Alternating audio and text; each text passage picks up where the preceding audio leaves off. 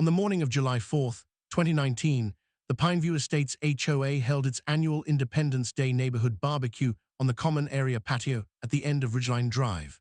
Gary Stemmons, the HOA president, had organized it the way he organized everything, with maximum visibility and minimum humility. There were folding tables with red and white checkered tablecloths. There was a hand-lettered sign that said Pineview Estates 4th of July celebration. There were 2 large community grills and 3 propane-powered outdoor patio heaters arranged around the seating area, because even in July, Bozeman evenings get cold. At approximately 11:15 in the morning, Gary walked up to the first grill, turned the ignition knob and heard nothing. No hiss of gas, no click of the igniter catching, nothing. He tried the second grill, nothing. He walked to the nearest patio heater and turned its valve, nothing. The grills were cold, the heaters were dead. The gas line that the HOA common area had been running off for the past 2.5 years, the one that Gary had never mentioned to me, the one I had not known existed until 8 weeks earlier, the one that ran from my private 500-gallon propane tank through the fence and into the HOA's outdoor utility connection, had been disconnected at my request on July 3rd, the day before, by my propane supplier. I was sitting on my front porch at the corner of Ridgeline Drive at 11:15 that morning drinking a glass of iced tea. I had a clear view of the common area patio from where I sat. I watched Gary try the grills. I watched him try the heaters. I watched him look at the connections. I watched him take out his phone and make a call. I watched his expression change as whoever he called told him what had happened. And then I watched him look up from his phone and look directly at my house. My name is Beverly Kowalczyk. Most people call me Bev. I am 64 years old. I am a retired nurse. I am a widow, and I live at 4 Ridgeline Drive in Pineview Estates in Bozeman, Montana. I want to tell you exactly what happened in the spring and summer and fall of 2019, because it is a story about property and patience, and what happens when someone in a position of small authority decides that your private resources are available for their use without your knowledge or consent. Let me take you back to May. I moved to Pineview Estates in 2008 with my husband Walt. Walt was a mechanical engineer who had spent his career at a manufacturing firm in Bozeman, and when he retired, we looked at a lot of houses before we settled on 4 Ridgeline Drive, which was a corner lot property with a larger yard than most of the neighborhood, good southern exposure, and a side yard wide enough to accommodate the 500-gallon propane tank that heated the house and powered the stove, water heater, and backup generator. Walt liked the tank specifically. He had grown up on a farm in eastern Montana where propane was the only practical heating option for miles in any direction, and he trusted it in a way that he did not entirely trust natural gas lines, which he considered someone else's infrastructure. We had the tank installed in 2009, set on a concrete pad on the south side of the house, tucked between the fence line and the garage wall, accessed by a side gate. Walt maintained it the way he maintained everything, carefully and on a schedule. He logged every fill, every usage reading, every service date in a notebook he kept in the kitchen drawer. I have continued that practice since he passed in March 2016. Walt died the way good men sometimes do, quietly in his sleep, after a life that he had lived with decency and without a great deal of noise. I miss him every day. After he passed, I stayed in the house because the house was home, and because I had 32 years of nursing behind me that had taught me that grief is not something you run from, it is something you live with until it changes shape. I retired from Bozeman Health in 2017, and since then my life has been organized around the rhythms that Walt and I built together: the garden, the house, the neighborhood, the quiet. Pineview Estates is a small HOA community, 41 homes, built in the late 1990s on what had been the edge of Bozeman before the city grew out to meet it. It is a quiet neighborhood by nature, the kind of place where people shovel each other's walks after heavy snow and bring casseroles when someone is sick. Gary Stemmons had been HOA president for 4 years by the time any of this happened. He was 66, a former Bozeman city councilman who had served 2 terms in the 2000s and who had brought to the HOA presidency the particular energy of a man who had once had real civic authority and found the transition to retirement genuinely difficult. He was not a bad neighbor in the obvious sense. He organized the events, managed the common areas, communicated regularly with residents. But he ran the HOA with the confidence of someone who had decided that his judgment was the relevant standard for most situations, and that consulting other people was a courtesy rather than a requirement. I had dealt with Gary in the routine ways since 2008, attended meetings, paid dues, addressed the 2 minor landscaping notices he had sent me over the years without complaint. We were not friends, but we were civil. I had no reason, before May 2019, to think about him more than once a month. In early May 2019, I called Bozeman Propane Supply to schedule my regular spring service visit and usage review. I did this every May, the same way Walt had done it every May, to check the tank level after winter, service the regulator, and review the previous season's consumption against my log. The technician who had serviced my tank for the previous 6 years was a man named Dave Nichols, 40-something, methodical, the kind of service professional who explains what he is doing while he does it and does not rush. Dave came out on May 14th. He serviced the regulator, checked the connections, and took the meter reading. Then he walked around the tank the way he always did, checking the exterior for any signs of wear or damage. He stopped on the far side of the tank, the side facing the fence line, and crouched down. He stayed crouched for a moment. Then he said, "Bev, can you come look at this?" I walked around the tank. Dave was pointing at a secondary connection fitting on the lower section of the tank, below the main regulator line. Attached to it was a copper line that ran along the base of the tank, through a small opening that had been cut in the bottom rail of my fence, and disappeared into the ground on the other side of the fence toward the HOA common area. I looked at the line. I looked at Dave. I said, "Is that supposed to be there?" He said, "Not on your tank, no. This is a secondary tap. Someone ran a line from your tank through your fence." I said, "When?" He said, "I can't say exactly. But it wasn't here at your last service in May 2018, sometime in the last 12 months. He stood up and looked at the line where it disappeared through the fence. "Do you know what's on the other side of this fence?" "The HOA common area," I said. "The patio, the grills." He nodded slowly. "That explains the consumption numbers," he said. He went back to his truck and got his service log. He showed me the comparison. My propane usage for the 12 months between May 2018 and May 2019 was 94 gallons higher than my average for the previous 3 years. He walked me through the math. My house usage, heating, cooking, water heating, based on square footage and appliance ratings, should have been consistent with prior years. The 94-gallon excess, at the current price of $3.20 per gallon, represented $300.80 in propane that had been consumed by something other than my home. Dave wrote everything down in a service report, which he signed and dated, and gave me a copy of on the spot.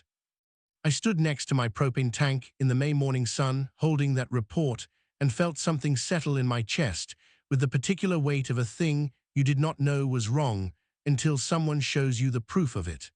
I went inside and made coffee and sat at the kitchen table and thought about what to do. I want to tell you something about 32 years of nursing. One of the things it teaches you, if you pay attention, is the difference between a crisis and a problem.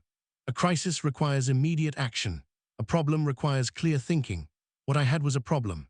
Someone had tapped my private propane tank, run a line through my fence without my knowledge or consent, and used my property to power the HOA's common area grills and outdoor heaters for at least a full year, possibly longer. That was wrong. It was straightforwardly, unambiguously wrong, but it was also fixable if approached correctly. I decided to approach it correctly. On May 20th, 2019, I walked 3 houses down Ridgeline Drive to Gary Stemmons's house and knocked on his door at 10 in the morning. I had Dave's service report in my hand. Gary answered in a fleece pullover with a cup of coffee, looking mildly surprised to see me. I said, "Gary, I need to show you something." I handed him the service report. I explained what Dave had found, the secondary tap, the copper line through my fence, the 94-gallon excess consumption. I let him read the document. When he looked up, his expression was the particular expression of a man who has been caught but has not yet decided whether to admit it. He said, "This could have been a contractor error." When we had the common area utilities set up, the contractor may have connected to the nearest available gas source by mistake. I said, "Gary, the nearest available gas source was my private tank on my private property inside my fence line. A contractor would have needed to access my property to make that connection. He said, I'm not saying it was intentional. Whether it was intentional or not, I said, my tank has been used without my knowledge to power HOA facilities for over a year, and I've paid for that gas. I'd like the line disconnected and I'd like to be reimbursed for the documented excess usage. He said, I'll look into it. How long will that take? I asked. I'll need to talk to the board, he said. Give me a couple of weeks. I said, I'll follow up in writing. I walked back to my house. I was not surprised by his response. I had been a charge nurse for 14 of my 32 years, which means I had spent a significant portion of my career managing situations where the person responsible for a problem was the last person willing to acknowledge it. You learn to document everything and stay calm.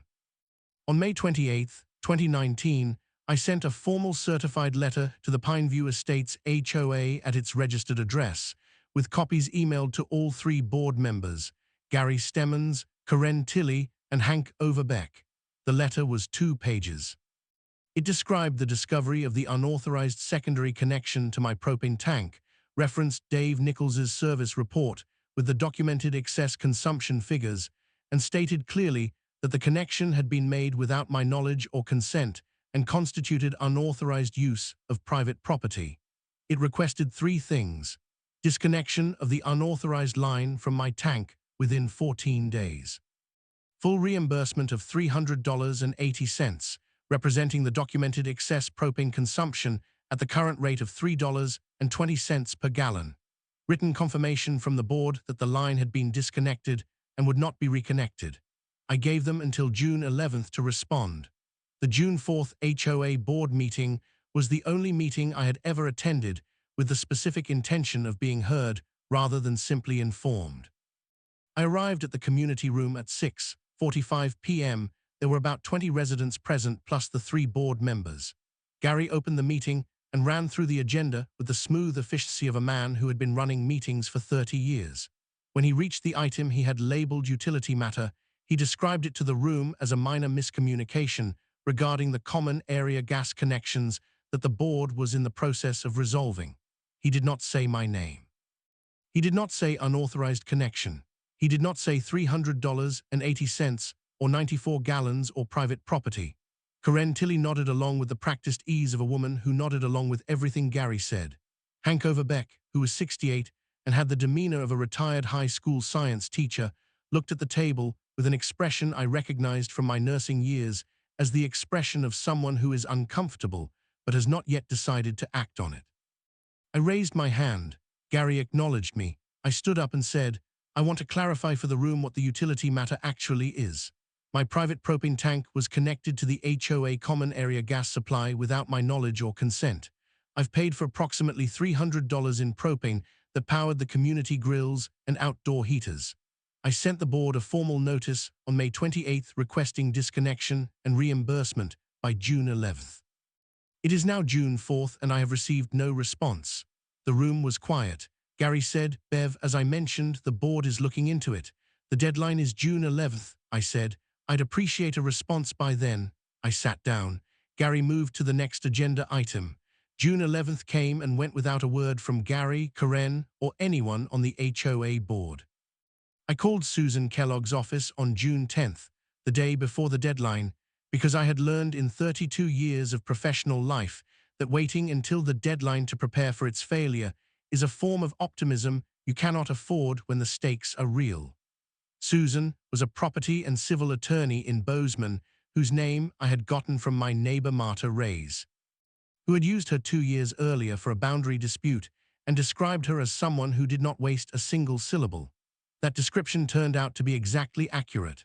I drove to Susan's office on Babcock Street on June 10th with Dave's service report, my propane usage logs going back to 2015, the certified letter I had sent the HOA, and the email confirmations showing delivery to all 3 board members.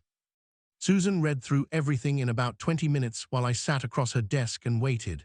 When she looked up, she said, "The connection is unauthorized. The usage is documented. The board has been formally notified and has not responded. This is straightforward." I asked her what she recommended. She said she would send a formal demand letter and give the HOA 7 days to respond with a plan for disconnection and reimbursement. If they did not respond, she would advise me on next steps, which she said could include a small claims filing or a formal complaint to the Montana HOA dispute resolution process. She sent the letter on June 24th. It was 4 paragraphs, each one precise and without decoration.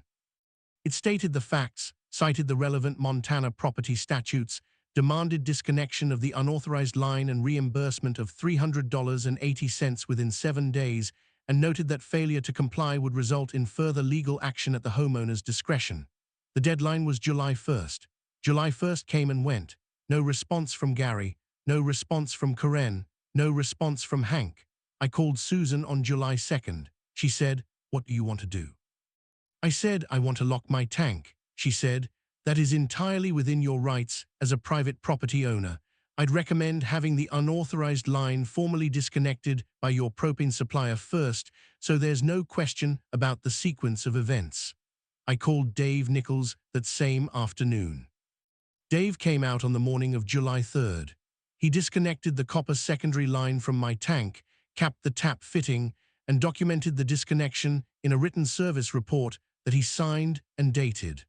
The line on the other side of the fence, the part that ran through the HOA's common area utility conduit, was their problem now.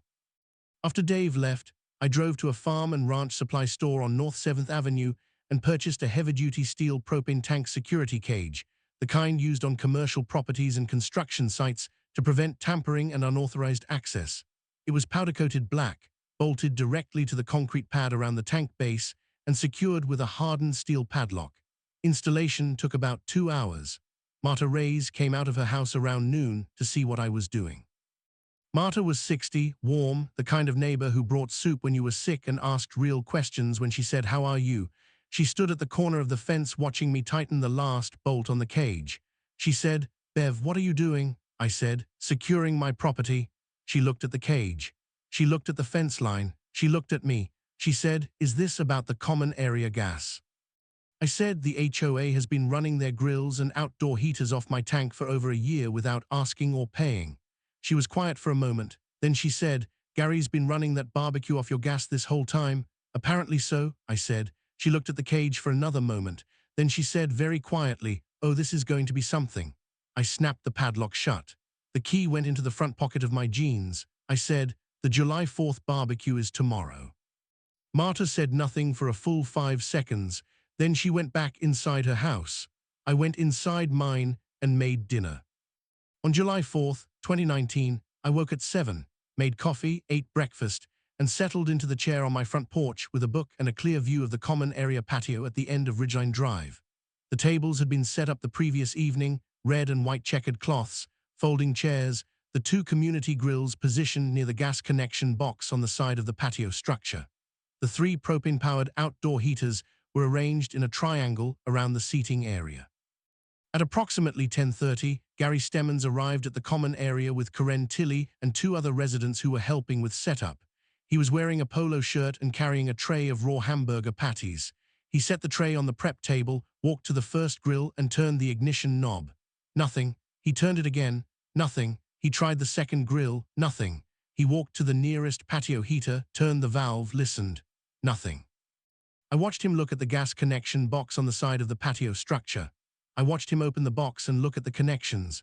I watched him take his phone out of his pocket and make a call. I was too far away to hear the conversation, but I could read the trajectory of it in his body language, the initial confident posture of someone expecting a quick answer, then the stillness of someone receiving information they did not anticipate, then the slow turn of the head toward my house. He looked at 4 Ridgeline Drive for a long moment. I turned a page of my book. At approximately 11, Marta appeared on her own porch with a glass of iced tea and sat down. She did not look at me. I did not look at her. We both read in comfortable silence while across the street, the July 4th barbecue slowly collapsed in on itself. Residents who had arrived with potato salad and lawn chairs stood around looking at the cold grills with the particular confusion of people who have shown up for something that no longer exists. Gary made several more phone calls. Karen Tilley walked to the gas connection box and looked at it as though a second pair of eyes might produce a different result. At around 2 in the afternoon, Gary Stemmons walked down Ridgeline Drive and up my front porch steps. I set my book down. He was wearing the expression I had been expecting since May 20th, the expression of a man who has spent 2 months assuming a problem would resolve itself and has just discovered that it has resolved itself in the least convenient possible direction. He said, "Bev, the gas line to the common area isn't working." I said, "I know." He looked at the cage around my tank, visible on the side of the house. He said, "Did you lock your tank?" I said, "I did." "You can't just cut off gas to the common area." "Gary," I said, "your common area was never connected to any gas line you owned. It was connected to my tank without my permission, and I've been paying for your gas for over a year. I sent you a letter on May 28th. Susan Kellogg sent you a formal demand letter on June 24th. You didn't respond to either of them. The line was disconnected yesterday by my propane supplier, and my tank is secured." He stared at me. "We have 50 people expecting a barbecue." "I understand that," I said. "I'd suggest calling a propane delivery company and asking about emergency portable tank rentals, or you could buy charcoal." I reached into the side table next to my chair and held out Susan's business card. "All further communication through my attorney, please." He looked at the card. He took it. He stood on my porch for another moment with the card in his hand, looking at the cage on the side of my house, and then he walked back down the steps and back down the street. Marta raised her iced tea glass 1 inch in my direction without looking up from her book. I picked up mine and did the same. What followed over the next 4 months was the HOA's gradual and uncomfortable discovery that their common area gas setup had no independent source. The common area utility conduit, which Gary had apparently had installed by a contractor in the fall of 2017 as part of a common area upgrade project, had been connected to my tank without my knowledge as the closest available gas supply, a decision that the contractor had made, Gary claimed, as a practical expedient that he had not fully reviewed. The contractor in question, a small firm out of Billings, had since gone out of business. The HOA had no written contract specifying the gas connection arrangement. There was no easement, no agreement, no documentation of any kind showing authorization to use my tank. It was simply a line that someone had run through my fence and that everyone had assumed would keep running indefinitely. After July 4th, Gary contacted Bozeman Propane Supply about installing an independent tank for the common area. Dave Nichols told me about this call afterward, not in a gossipy way, but in the manner of a professional who wanted me to know the situation was being tracked. The installation of a new commercial propane tank for the common area required a site survey, a permit from the city of Bozeman, and a minimum lead time of 6 to 8 weeks from the date of order, which in Gary's case was mid-July. That meant the earliest possible installation date was mid-September, which in Bozeman terms meant the outdoor heaters would be dead for the remainder of the summer and into the early fall. The community grills sat unused through July and August. The outdoor heaters sat cold through September. Gary made no direct contact with me after July 4th. Karen Tilley avoided eye contact at the one community event I attended in August. Hank Overbeck, however, knocked on my door on a Thursday evening in late August. He was carrying 2 tomatoes from his garden, which was either a peace offering or a coincidence, and he had the look of a man who had been thinking about something for a while and had finally decided to say it. He said, "Bev, I owe you an apology. I knew about the demand letters and I didn't push Gary to respond, and I should have. What he did, using your gas without asking, that wasn't right." I invited him in. We sat at the kitchen table. I offered him coffee and he accepted. He said the board was divided on how to proceed and that he thought a fair settlement was the right path. I told him I agreed and that my attorney's terms had not changed. He said he would work on it. Susan Kellogg received a call from the HOA's newly retained attorney, a woman named Patricia Greer out of Bozeman, on October 3rd. Patricia, according to Susan, was professional and direct, and clearly had a more realistic view of the HOA's legal position than Gary had been operating from. The negotiation took 6 weeks. It moved slowly at first, and then more quickly as the calendar turned toward November and Bozeman's winter, which is not a season that waits for anyone, made the lack of functional outdoor heating a more pressing concern. On November 12, 2019, I drove to Susan Kellogg's office on Babcock Street and signed a formal settlement agreement with the Pineview Estates HOA. The terms were as follows: full reimbursement to Beverly Kowalczyk of $300.80, representing the documented unauthorized propane usage as calculated by Dave Nichols's service report.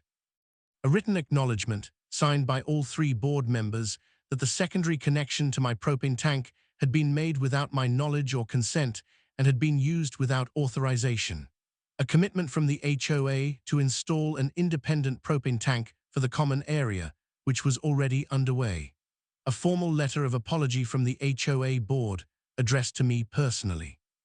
And a provision, added at Susan's suggestion and accepted without objection by Patricia Greer, that no future utility connection of any kind could be made to any private homeowner's property without the written consent of that homeowner, a provision that was to be added to the Pineview Estates HOA bylaws at the next annual meeting.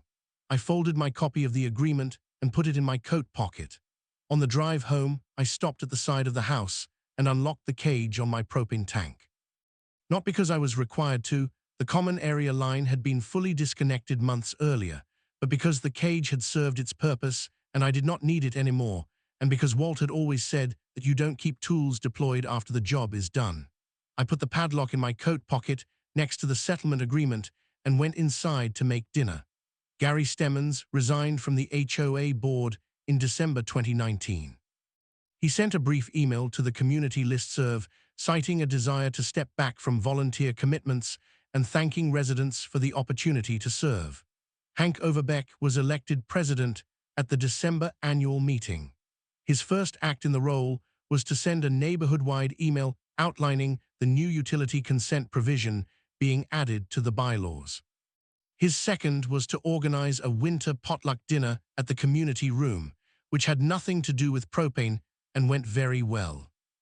I want to tell you what I think about when I think about that summer, and it is not what you might expect. It is not the July 4th barbecue or Gary's expression on my porch or the padlock in my pocket.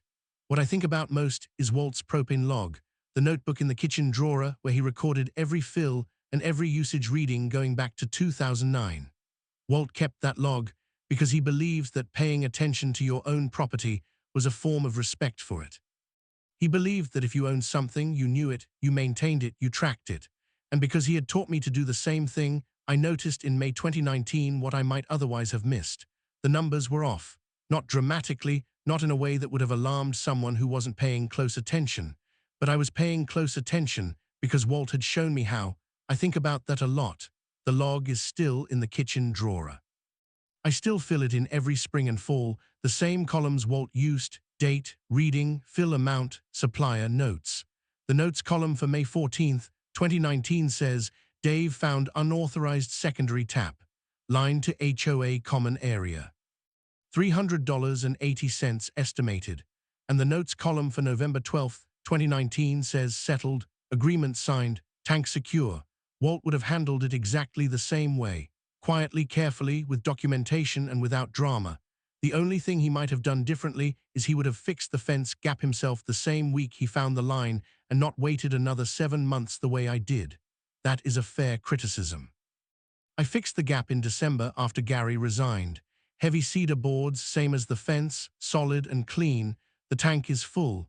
The cage is in the garage. My propane gauge reads exactly where it should. And every May when Dave comes for the service visit, the first thing he checks is whether the numbers match the log. They do. They always do now. I want to hear from you before I go. Has anyone ever used something of yours without asking and then acted completely shocked when you finally said enough? Whether it was a neighbor, a coworker, a family member, I want to know how you handled it. Leave your story in the comments below. I read every single one. And if this story is the first one of mine you've watched, welcome. This channel is for people who believe that what is yours deserves to be protected, that patience and documentation beat anger every time, and that knowing your rights is the quietest and most powerful thing you can do. Hit subscribe, and I will see you in the next one.